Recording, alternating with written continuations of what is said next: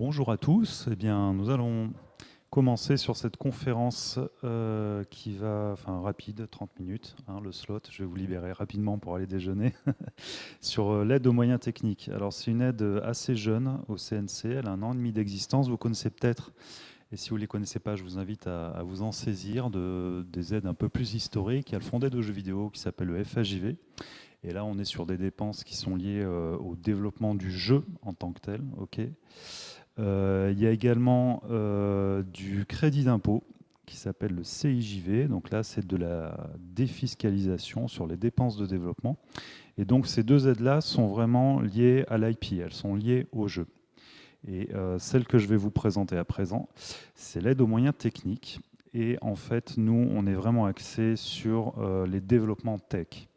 Alors, les développements tech, ils sont également éligibles au FAJV si ces développements sont en lien avec le jeu.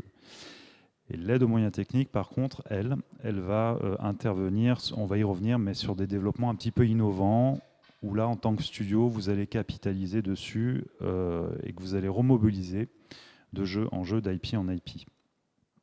Donc, au CNC, c'est finalement la seule aide qui accompagne du développement technique. Ok. On passe rapidement les objectifs. Alors, soutien des projets techniques, j'en ai parlé.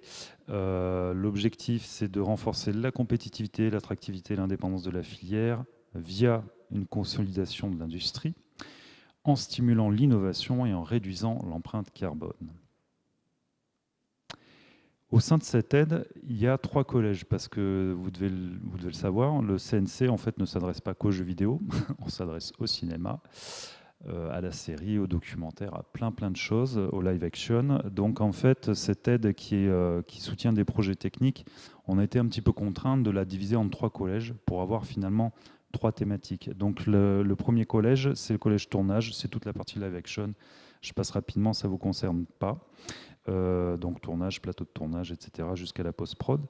Le collège production numérique, c'est celui dont je m'occupe. On s'occupe du jeu vidéo là-dedans, mais pas que.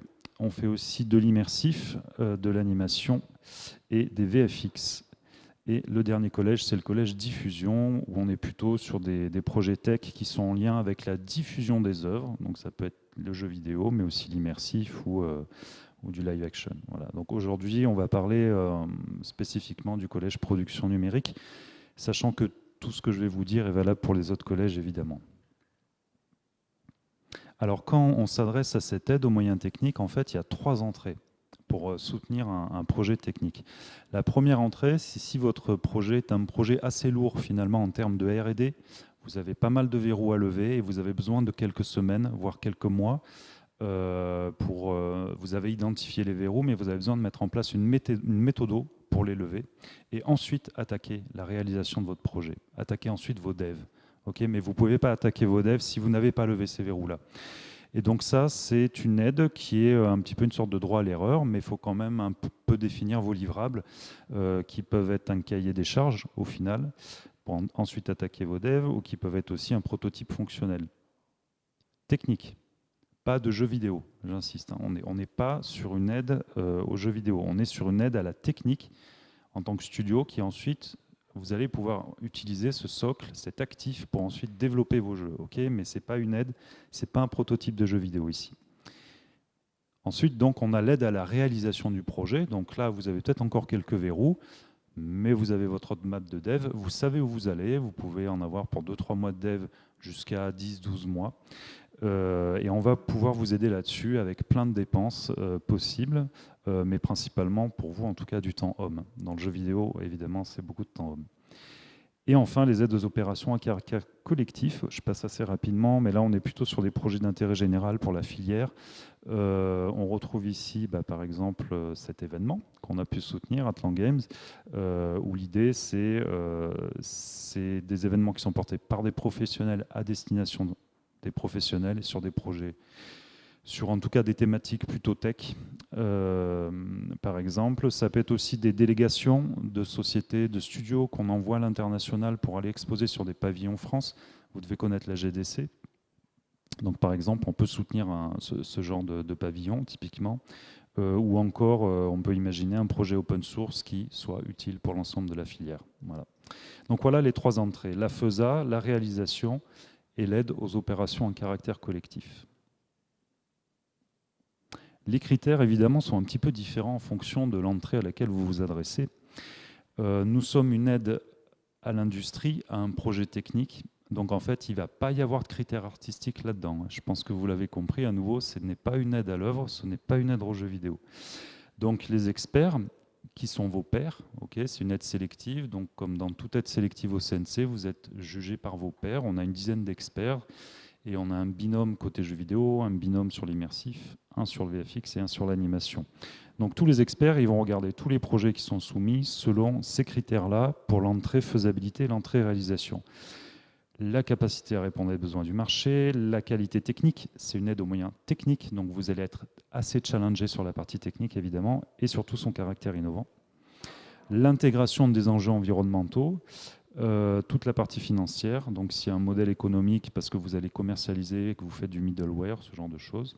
Ce n'est pas une obligation, ça peut être des devs qui restent en interne au studio. Il n'y a aucune obligation de commercialiser. Évidemment, vos capacités à mener à bien le projet. Une fois qu'ils ont vu les projets sous tous ces axes-là, ils vont se poser la question qui va déclencher un soutien ou pas. Et la question, ça va être de se dire finalement, est-ce que ce projet, il va permettre à l'entreprise de se créer un avantage concurrentiel? Est-ce qu'il va lui permettre de se différencier? Alors, je préfère le mot différenciation que le mot innovation, parce qu'il est un peu utilisé dans tous les sens. La notion de différenciation, c'est voilà, votre marché cible, il est là, la concurrence, elle est là, et votre projet tech, en quoi il va vous permettre de vous différencier des concurrents ou des copains. Voilà. Donc, l'idée, c'est ça. Et ces développements-là, non seulement ils doivent être différenciants pour vous, mais en plus, ils sont capitalisables. C'est ce que je disais en introduction, c'est-à-dire que vous allez pouvoir les réutiliser de développement de jeux vidéo en développement de jeux vidéo. En fait, ce qu'on soutient, c'est en quelque sorte la création d'un actif tech pour l'entreprise, pour le studio. Voilà. Pour les OACC, opérations à caractère collectif, je passe rapidement. C'est vraiment une autre typologie de projet, mais comme on est plus sur de l'événementiel à destination des professionnels, voilà, on va être sur une mission d'intérêt général, la pertinence du format, du thème, la pertinence de la stratégie de communication, la capacité de financement, etc. Je passe assez rapidement. Si vous avez des questions, on y reviendra, mais voilà. Et alors, ce qu'on a constaté, cette aide, elle existe depuis 1 an et demi à peu près. On a reçu sur 1 an et demi presque 300 projets, et vous n'êtes pas sans savoir qu'il y a une grosse dynamique de l'IA depuis un certain moment déjà. Et évidemment qu'on a des projets qui sont venus chez nous avec soit du full IA, soit des briques d'IA. Donc, en l'occurrence, 33 dossiers. Sur ces 33, il y en a seulement 12 qui ont été soutenus. Et ce dont on s'est rendu compte, c'est que les experts, finalement, avaient toujours les mêmes questions. Toujours les mêmes questions qui revenaient. Et on s'est dit, on va essayer quand même de créer une grille et puis la mettre dans le dossier de demande pour aider le studio à se positionner sur ces questions, de telle façon qu'ensuite les experts soient plus à l'aise pour analyser chaque dossier, évidemment. Et par ailleurs, il y avait beaucoup de propositions diverses et variées. L'IA peut être utilisée pour de la productivité, comme vous le savez, pour l'IA Gen également, etc., etc., et avec des applications assez différentes. Et donc, ce qu'on a fait, on a réuni tous nos experts, on les a enfermés dans une salle pendant un après-midi pour parler IA. Et à la suite de ça, donc, on a construit cette grille que je vais vous présenter sur la slide suivante, avec un petit mot quand même d'introduction. Il y a une attention particulière est portée donc à cette typologie de projet compte tenu des risques qui sont inhérents à cette tech. Il est attendu que le recours à l'IA soit pleinement justifié par rapport aux besoins auxquels il répond comparativement à d'autres choix technologiques possibles. Il ne s'agit pas de soutenir de l'IA parce que c'est de l'IA. En fait, le studio doit se poser la question de se dire, OK, est-ce qu'il n'y a pas d'autres briques qui existent sur le marché qui font en fait à peu près la même chose. Voilà. Et donc du coup, on invite les studios à démontrer un peu leur capacité à se saisir de cette grille qui est divisée en 4 parties. Alors comme c'est une aide aux moyens techniques, évidemment, l'entrée principale, c'est la tech. Donc, votre capacité à maîtriser la tech et la donnée, donc ce qui est en input, en output, ok, des mécanismes de réduction de biais, toute la méthode que vous employez, comment vous constituez vos datasets. Sur la techno, si vous faites appel à des briques qui sont sur étagère, disponibles sur le marché, etc., et lesquelles vous développez en interne, voilà, s'il y a des briques qui sont en open source, tout ce que vous mettez en place pour garantir un niveau de sécurité, ce qui est assez important. Ensuite, il y a évidemment les enjeux juridiques, notamment pour l'IA générative, ça je vous apprends rien, les données personnelles, les impacts RSE, donc sur l'emploi. Alors on entend beaucoup évidemment, je pense que voilà, vous êtes tout à fait conscient, surtout pour malheureusement les jeunes qui sortent d'école, etc., qu'il peut y avoir un impact assez négatif pour l'emploi, sur l'emploi. Mais on peut aussi le voir d'une autre façon, c'est-à-dire qu'on va demander au studio comment il se positionne par rapport à ça. Et quelle est lui sa perspective, sa stratégie vis-à-vis de ça. Est-ce que par rapport à ça, par exemple, il va former les nouveaux entrants? Est-ce qu'il va former les salariés qu'il a déjà au sein de son entreprise? Il y a aussi parfois sur des... alors je connais moi jeux vidéo, mais côté par exemple du secteur de l'animation, on peut utiliser l'IA pour de la productivité, pour faire de la réduction de tâches qui en fait relèvent de certaines formes de pénibilité. Donc on va pouvoir aller beaucoup plus vite et les personnes qui faisaient ces tâches finalement assez pénibles et assez chronophages, on va pouvoir les former et les mettre sur des tâches à valeur ajoutée, voilà, bien plus conséquentes, on va dire. Et évidemment, l'enjeu environnemental, donc voilà, il commence à y avoir un petit peu de métrique, il ne faut pas hésiter à vous en saisir. Et enfin, là on est plutôt côté middleware, mais sur la partie transparence, protection des utilisateurs, sur la confiance, la fiabilité et la protection du public pour éviter les biais, etc. Voilà. Donc cette grille, en fait, elle est intégrée dans le dossier de demande. C'est une grille de lecture, ce ne sont pas des critères. Okay, donc ça veut dire que les experts en fait vont se servir de cette grille pour voir si vous y avez répondu et vous allez être challengé là-dessus. Mais c'est pas parce que ils sont pas d'accord avec vous sur un axe que ça va être éliminatoire. C'est une grille juste de lecture, une grille d'analyse. Voilà pour la partie IA. Alors ça, ce sont nos taux de soutien. Normalement, le tableau il est 3 fois plus gros. Alors je vous fais grâce. En fait, on a à peu près 35 taux de soutien différents. Je vais essayer d'utiliser le pointeur. Hop. Ce qu'on retrouve ici, hop, voilà. On retrouve à gauche les trois entrées, les 3 aides, la FESA, la réalisation et l'aide aux opérations à caractère collectif. Tout en haut, la faisabilité, donc on peut intervenir sur un taux de soutien de base qui va jusqu'à 45%. Sur du temps homme et un peu de dev qui est externalisé, à nouveau pour lever des verrous, voilà, sur un temps donné de quelques semaines, quelques mois. Il faut à nouveau définir vos livrables, j'en ai déjà parlé. Le taux de soutien est bonifié si les résultats sont reversés à la communauté /open source, ou alors si vous menez ce projet en partenariat avec une PME ou un laboratoire de recherche. Ensuite, il y a l'aide à la réalisation, où là on intervient sur pas mal de dépenses différentes finalement et avec des taux de soutien qui sont différents à chaque fois.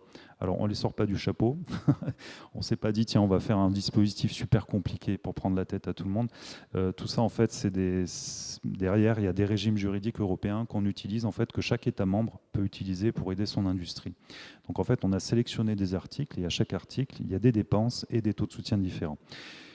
Donc, quand vous avez un projet de réalisation, et c'est un peu comme au restaurant, c'est à la carte en fonction des dépenses, voilà, vous allez les ventiler dans chacun de ces postes.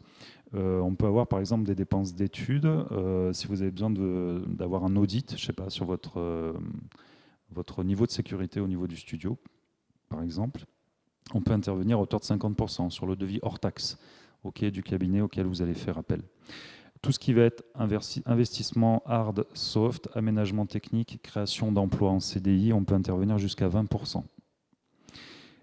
La montée en compétences, on en a parlé un petit peu pour l'IA, mais si vous voulez former vos salariés et que vous ne faites pas l'appel à l'AFDAS, nous on peut intervenir jusqu'à hauteur de 70% sur le temps homme. C'est assez incitatif. Et après, les deux postes de dépenses suivants, c'est le changement d'organisation et le nouveau produit-service. Donc là, c'est le temps homme que vous allez mobiliser en interne pour faire vos devs, tout simplement. Ok, donc le premier changement d'organisation, c'est quand il y a une rupture dans le process de fabrication. Avant, vous faisiez comme ça. Suite au projet, vous allez faire comme ça. En jeu vidéo, je n'ai pas encore eu le cas. Je vous donne un exemple dans le secteur de l'animation. Avant, on avait un pipe avec des images, un système d'images précalculées. On passe sur du temps réel. Il y a un avant, il y a un après. Okay, il y a vraiment une rupture dans le process de fabrication. Et le poste suivant, c'est le nouveau produit-service. Donc là, soit vous développez des choses qui vont être à destination commerciale, du middleware, soit des choses, des éléments, des briques, un moteur maison, par exemple, que vous allez utiliser et conserver en interne. Okay, donc là, on peut monter à 45% en nouveau produit-service avec à nouveau ce bonus open source qui peut faire grimper à 60%. Donc soit le bonus, enfin entre guillemets, le bonus qui peut être sollicité avec cette partie open source ou avec un partenariat avec une PME ou avec un laboratoire de recherche. Voilà. Et donc ces aides au développement, je le redis, hein, ce sont des développements que vous allez garder en interne au studio ou commercialisés, peu importe, mais qui ne sont pas liés spécifiquement au développement d'une IP. C'est super important, ok, c'est vraiment quelque chose que vous allez remobiliser derrière au sein du studio. Pour les gros projets de R&D, il peut y avoir des enjeux de propriété industrielle, donc recherche d'antériorité, dépôt de marque, dépôt de brevet, etc. On peut accompagner ça. Je vous ai parlé de la GDC. Si vous allez à la GDC et il faut nécessairement par contre exposer sur un stand, on peut tout à fait vous accompagner là-dessus. Et on cible principalement les salons tech. Okay, donc je dis bien GDC par exemple et pas la Gamescom. Okay, on est vraiment nous plutôt côté tech. À l'international, je reprécise d'ailleurs, parce que sur les salons français, ils ne sont pas éligibles chez nous. Et enfin, les frais de promotion. Donc en fait, on est une des seules, je crois, aides publiques où on peut accompagner à la fois du recrutement, de la formation, de l'investissement, du temps homme, pour arriver à quelque chose peut-être qui peut être commercialisé et en plus aller sur les frais de commercialisation et les frais de promotion. Technique, hein, toujours sur des projets techniques. Voilà. Et l'aide aux opérations à caractère collectif, je passe, on en a déjà un petit peu parlé sur les dépenses. Voilà. Quelques compléments, donc je vous l'ai dit en introduction, il y a 3 collèges, il y a un président qui est commun à ces 3 collèges-là, il y a une dizaine d'experts par collège, on a 4 commissions par an, notre budget total c'est de 8 millions d'euros sur l'ensemble du dispositif. On aide à peu près un projet sur 2 avec les critères que je vous ai donnés tout à l'heure. Et en ayant une priorité de soutien sur, à nouveau, les projets qui sont différenciants pour les studios. Notre axe, il est vraiment là-dessus. L'inverse, en fait, ce serait de dire, par exemple, un studio qui vient nous voir et qui nous dit la demande augmente, j'ai besoin de mettre à jour mon pipe, d'acheter 20 stations pour mes artistes et de mettre à jour mon site internet. Super, très cohérent, impeccable. Pour autant, est-ce que cette démarche elle est différenciante par rapport à la concurrence ? Non. Donc vous l'avez compris, cette typologie de projet que nous on qualifie plutôt d'une évolution naturelle, de la croissance organique pour le studio, c'est ok, c'est pertinent, mais nous notre priorité de soutien elle n'est pas là-dessus, elle va être plutôt sur des prises de risques, voilà, sur des développements techniques. Sur la FESA, on va max jusqu'à 50 000 euros de soutien, la réalisation de 200 000 euros. On peut accompagner des projets de développement technique jusqu'à 12 à 14 mois en temps homme cumulé. Okay. Si votre roadmap elle dépasse ça, on vous invite à phaser. Il n'y a pas de nombre limite de demandes de soutien que vous pouvez nous adresser. Donc vous pouvez tout à fait venir nous voir sur une première phase et dans 8 mois sur la seconde. Ou venir nous voir sur la FESA et dans 6 mois sur l'étape de réalisation. Il n'y a aucun problème. On n'a pas de critères sur l'âge ou la taille de l'entreprise. Nous sommes une aide à l'industrie, entre guillemets, donc en fait, il y a quand même, on l'a vu rapidement, mais une analyse financière qui est faite. Faut remplir votre prévisionnel de compte de résultat, votre plan de financement quand même avec un peu de sérieux, parce que c'est déjà arrivé qu'on ait des projets très innovants, mais qui ne soient pas soutenus parce que les prévisionnels financiers tenaient pas très bien la route. Voilà.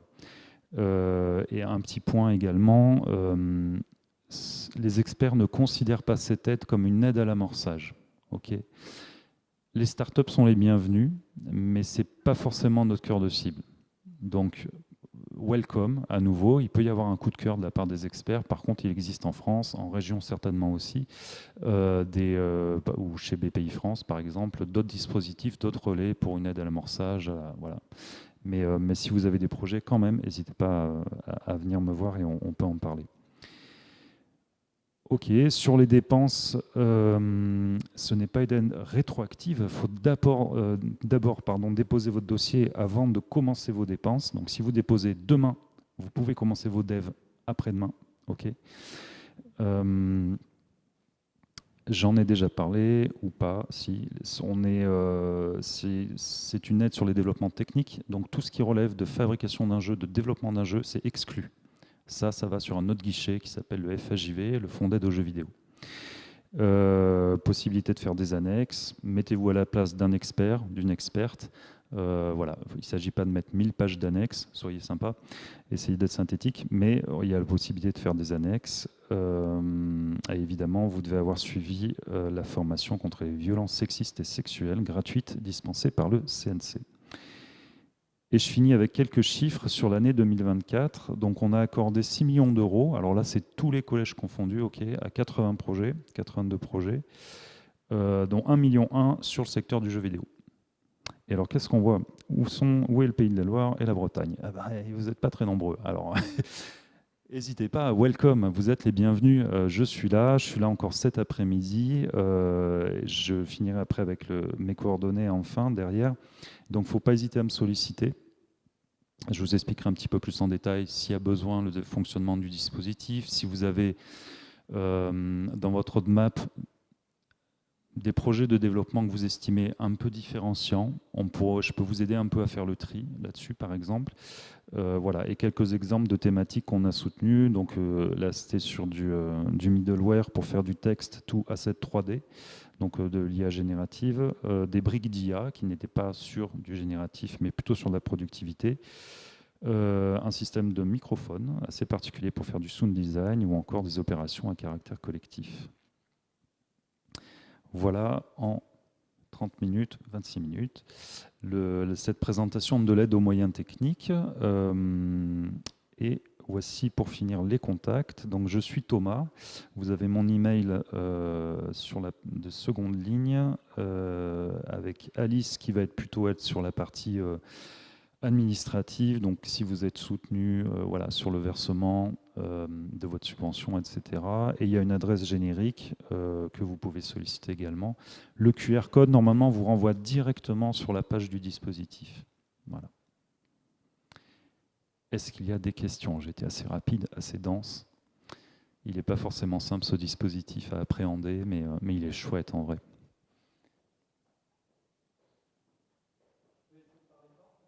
Oui, je peux répéter la question ou comme...